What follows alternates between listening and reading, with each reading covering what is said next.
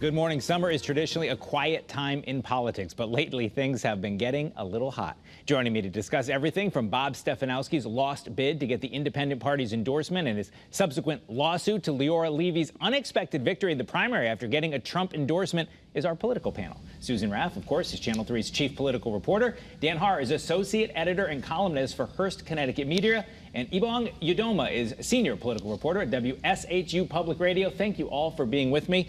Susan, I want to start with you. Stefanowski, maybe some turbulent times here at the end of the summer. There are. It's been a rough few weeks for the Stefanowski campaign. They lost their senior advisor. She quit. Not a good thing as we approach November. And now he lost the independent nomination or endorsement at the independent caucus, and he wasn't happy about that. Apparently he went to the caucus expecting to win, expecting to make an acceptance speech, and it didn't happen. And there was a lot of drama. We went through, I think, 4 different recounts, and in the end, it was 79-79 with the independent candidate. And keep in mind, this is an independent caucus, and this is the independent candidate. So in the end, the chairman of the independent party had to break the tie. Stefanowski is claiming foul, saying that he's not allowed to do that, and is suing. It's very important in many ways that he gets this independent endorsement, because that means that he will be on the November ballot twice.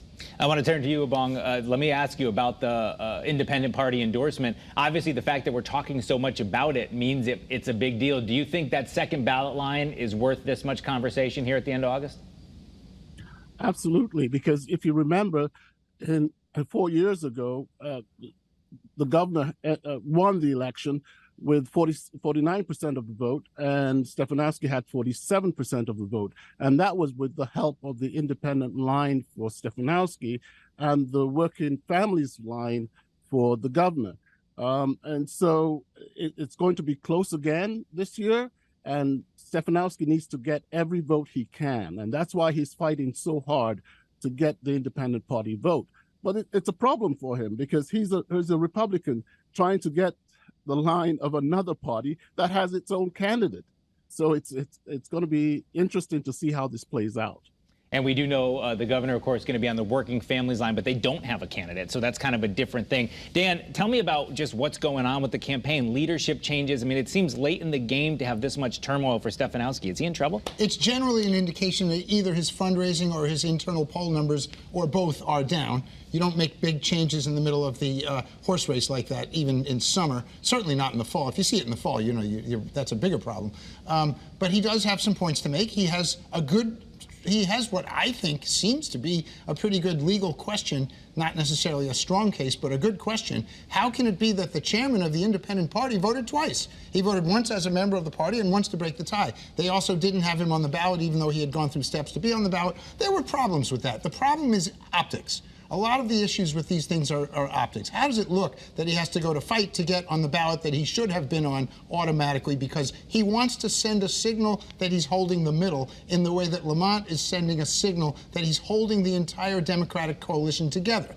And it comes at a cost to Lamont as well, because Stefanowski didn't miss a beat in saying that the Working Families Party shows that Lamont is too far left. But here's what's interesting about that. So, okay, so he's claiming that, you know, that there was a violation. And there might be, although Michael Telesco, who's the head of the independent party, the chairman, says that he's within his rights. They certainly know their bylaws. But let's say, okay, weeks go by and the decision, now you're going to have a recount. Maybe more people will vote. It could go either way. I'm not really sure on the process. I think, is this uncharted territory? Ballots are due September 7th, 8th. Okay. It's time is an issue and optics are an issue. And so, but yes, it does show turmoil in the sense of either fundraising or polling, but he can get around that if he has a good fall. And why it's important, I think, also in a tight race is that you have plenty of independents, right? The largest voting bloc, I think, independents and unaffiliated voters, who will, maybe they like Stefanowski, but are they really going to push a Republican lever? Ibong, I think I heard you talking there, the poor guy on Zoom. Yes, it's hard to get a word in edgewise. Yes, it is. It's a difficult case to make, that you want to take away a party that already has its candidate. You want to take away that candidate, and when you already are on the Republican line, and you want to deprive them of the only line they have on that ballot. And does he say... So it's difficult. Optically, it doesn't look good. And does he say, you know, at this convention, Stefanowski, his big pitch is, you know, don't vote for this guy because he's not going to win. I'm going to win.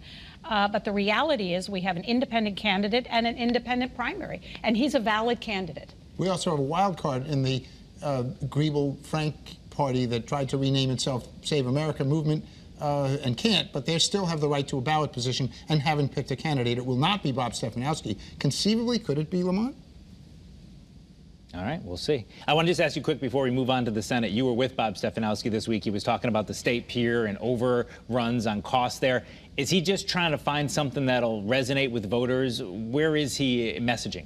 I think he's looking back at things that were issues maybe months ago.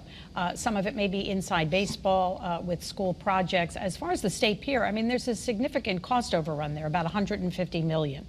And Eversource has pulled out of that project. So those are valid questions. I mean, those are taxpayer dollars. People pay for that. Is that enough to resonate with voters and say, oh, you know, Lamont is terrible, I'm not going to vote for him?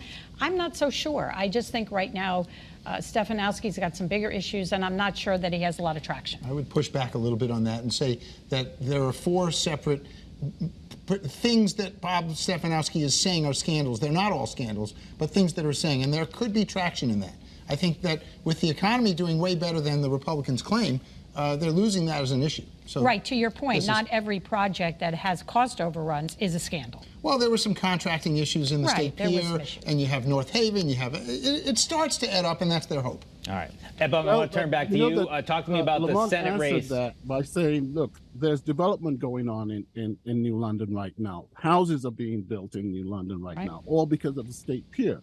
And the economic activity that is generating is what people are looking at, not so much a scandal that happened before he appointed his new chair of the state pier.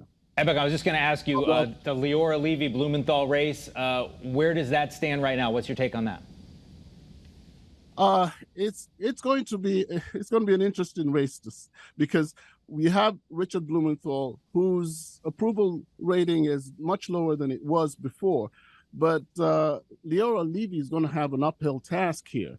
I mean, her latest press release is about the student loan debt, and she says she's denouncing the decision, saying that it is wrong to be giving money back at this time, which is what the Democrats are doing. And here it is, Democrats are spending money again. But I don't know that will resonate at this time.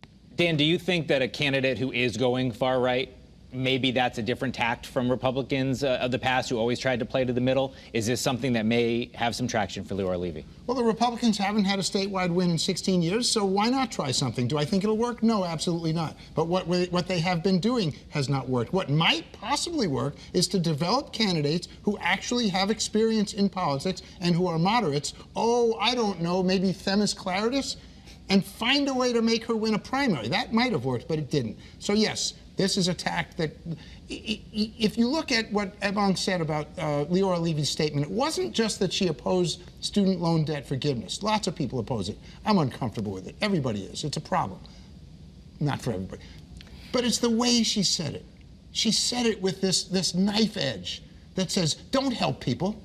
That's her message. That's not a message that resonates in Connecticut. And this is the same woman who, when I interviewed her in Greenwich, said people in Greenwich cannot afford to put gas in their cars. So I think she's a little out of touch with a lot of issues. All right. Well, we have to unfortunately leave it right there. Dan Harsh, Susan Raff, Ebong Idoma, thank you for being with us. We'll be checking in with you down the campaign trail.